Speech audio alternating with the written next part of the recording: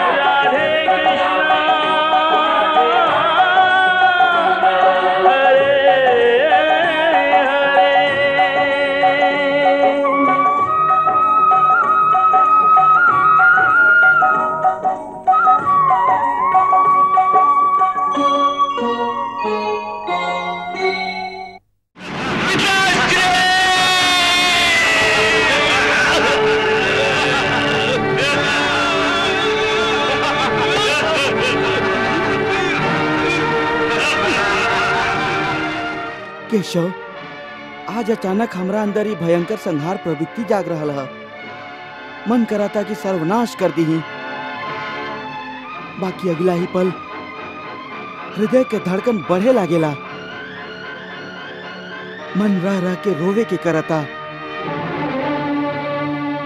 ये सब अशुभ संकेत है केशव।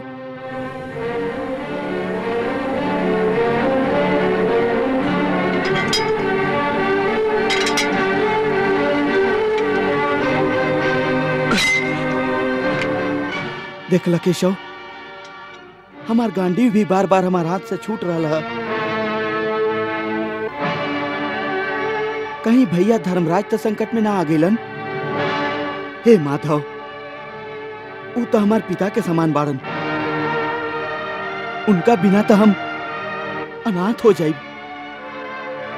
हे पार्थ, धैर्य से काम ला, अपना आप के संभारा। जे होके वाला है से तो होके ही रही। बाकी मनुष्य के कामना हमेशा ही अच्छा खातिर करे के चाहिए। ये अचानक वातावरण में परिवर्तन देख रहा नहीं? हाँ, अचानक ही बिजली कड़के लागल हा। ऋतु जब अचानक बदलेला तो कहल जाला कि आवे वाला तूफान के संकेत होखेला। प्रकृति हम लोग के जरूर कुछ संकेत दिहल चाहेली। भाई जी, हमार मन में भी अशुभ शंका सिर उठावे लागल हा। बेटा अभिमन्यु ठीक तो होई ना? पता न ओकरा पर का बीत रहल होई। भाई भीम कुछ भी करा, बाकी जल्दी है जयद्रथ के विरोध के छिन्न भिन्न कर दा और चक्रव्यूह में घुसे के प्रयास करा। ना तो हम अर्जुन के कहा उत्तर दे। हाँ, जयद्रथ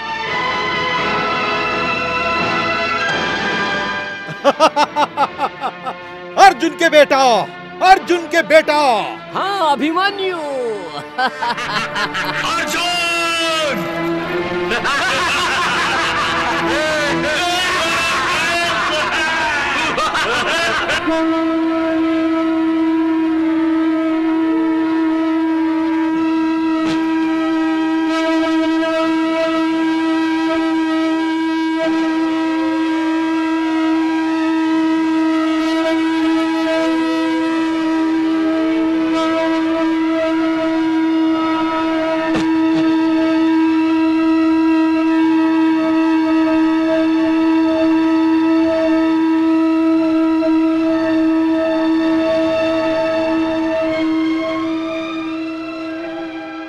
अभिमन्यु, भाई भीम, ये शंख ध्वनि कौरव के विजय गाथा सुना रहा। अनर्थ हो गई भीम, अनर्थ हो गई। अभिमन्यु, अभिमन्यु, अभिमन्यु।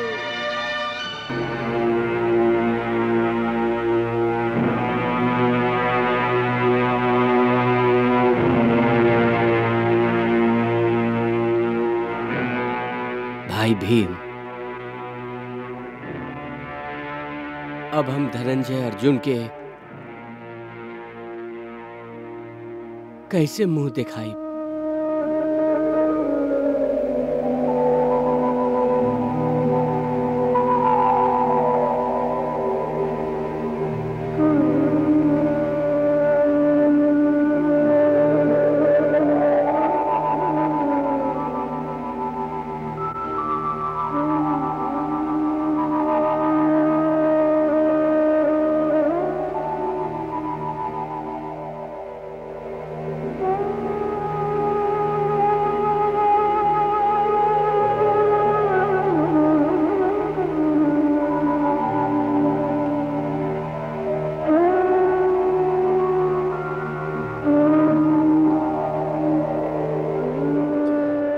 भाई जी, भीम भैया, आप लोग के तेजस्वी चेहरा पर उदासी के करिया बादल काहे छाइले बा?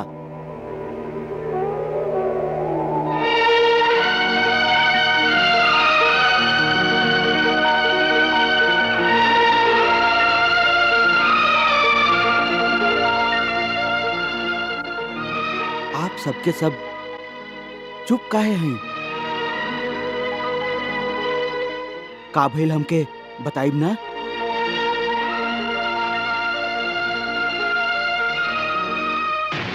नकुल, सहदेव,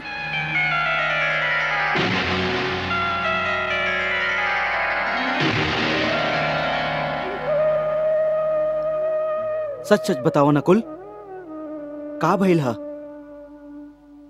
मृत्यु के भयभीत करे वाला सन्नाटा आज हम लोग के शिविर में काहे छा गेल है? बोलो नकुल, ई हमार आज्ञा है नकुल, बोला। आज युद्ध भूमि में का भइल? भाई, आज गुरुद्रोण का कैली? गुरुद्रोण का कैली? चक्रव्यूह की रचना कैले रही। चक्रव्यूह के रचना? आचार्य चक्रव्यूह के रचना कैले रही? हमरा सुशर्मा के संगे युद्ध करे खातिर निकल गेला के बाद चक्रव्यूह के रचना कैल गेल रहे। हम लोग के बहुत सा योद्धा मारल गेल हुई हैं, काहे कि हमरा और श्री कृष्ण के अलावा पांडव लोग में केहू भी चक्रव्यूह के तोड़ल ना। आप दोनों के अलावा अभिमन्यु चक्रव्यूह के तोड़ल जानत रहे। अभिमन्यु? हाँ भाई अर्जुन, तोहार अनुपस्थिति में हम विवश हो के अभिमन्यु के चक्रव्यूह के भेदन की आज्ञा देले रही। मतलब ई जानक बुझत कि अभिमन्यु चक्रव्यूह में खाली प्रवेश करे जानेला। इहे तो हमरा से भूल भइल, इहे तो हमरा से भूल भइल कि हम ओकर हट काहे सुनली। हमरे कारण हम लोग अभिमन्यु के हमेशा हमेशा खातिर खो चुकल है अर्जुन। अभिमन्यु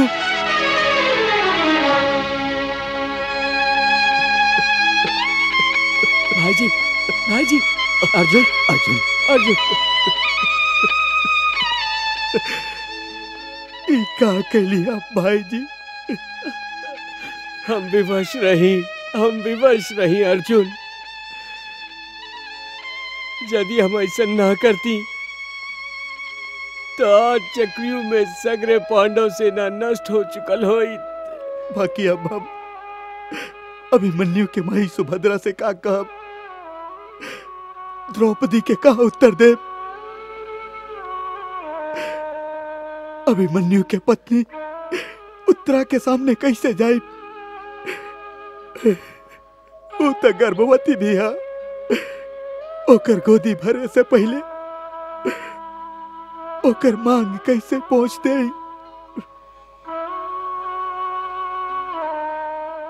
शांत हो जा पार्थ, शांत हो जा। और अभिमन्यु ता वीर गति के प्राप्त भइला पार्थ, वीर गति के।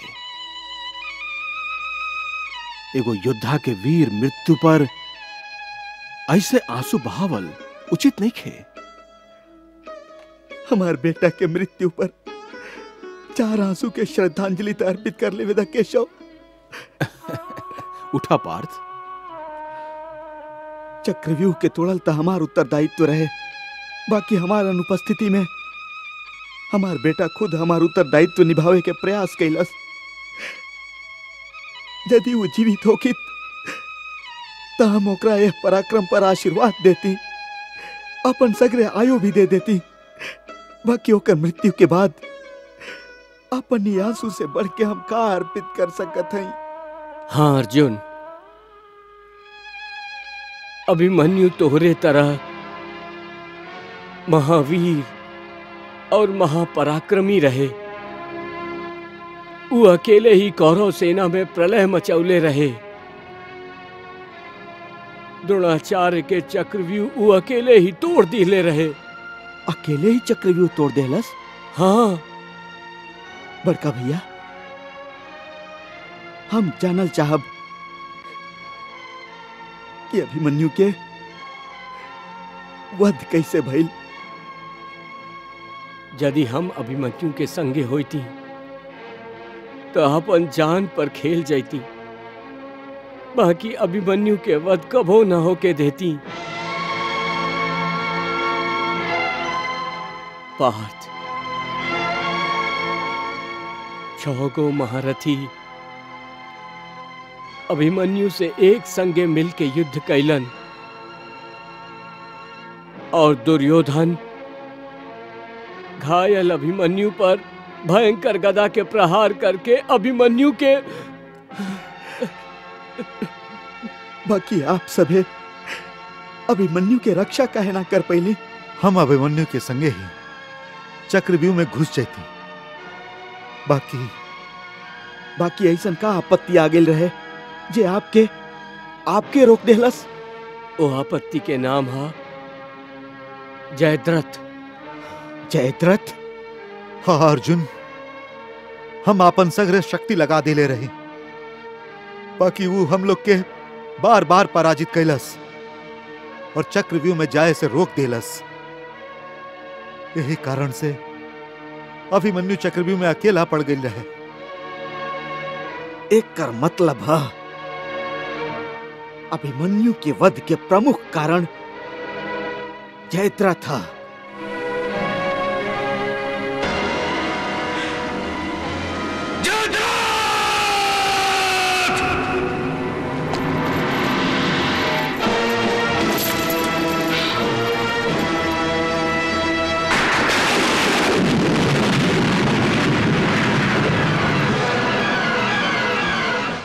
हम कुंती पुत्र अर्जुन प्रतिज्ञा करत हई, यदि सिंधु नरेश जयद्रथ कल सूर्यास्त तक हमार शरण में ना आई, यदि वो रण छोड़ के भाग ना गई, तो हम वासुदेव श्री कृष्ण के सखा द्रोण शिष्य कुंती पुत्र अर्जुन कल सूर्यास्त होके से पहले जयद्रथ के वध करब,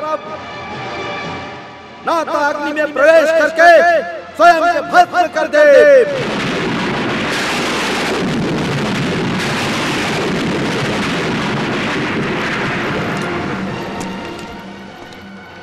पार्थ, तू बिना सोचले समझले भावना के आवेश में आके प्रतिज्ञा कैले बाड़ा, बाकी यह प्रतिज्ञा के का परिणाम होई इस सोचले बाड़ा तू? हे केशव, आप ऐसा मत समझी कि अभिमन्यु के हत्यारा के मारे के प्रतिज्ञा खाली अर्जुन कैले हा। ये प्रतिज्ञा हम सभे पांडव लोग के हा। हम जयद्रथ के कल ही परलोक भेज देव। और यदि प्रतिज्ञा अर्जुन ना भी कैले होखत, तब हम जयद्रथ के और जिए के आज्ञा ना देती। और अब जब अर्जुन प्रतिज्ञा कैले हा, तब पूरा भी जरूर होई। अर्जुन के प्रतिज्ञा पूरा होके या भंग होके, दोनों ही हालत में परिणाम एक ही है, और वो है अर्जुन की मृत्यु। ये अब का कर रहा बड़का भैया? हम सत्य वचन कह रहा नहीं नकुल। जयद्रथ के पिता वरदान प्राप्त कैले हैं कि जे भी जयद्रथ के माथा युद्ध भूमि पर गिराई, ओकर माथा के 100 टुकड़ा हो जाई।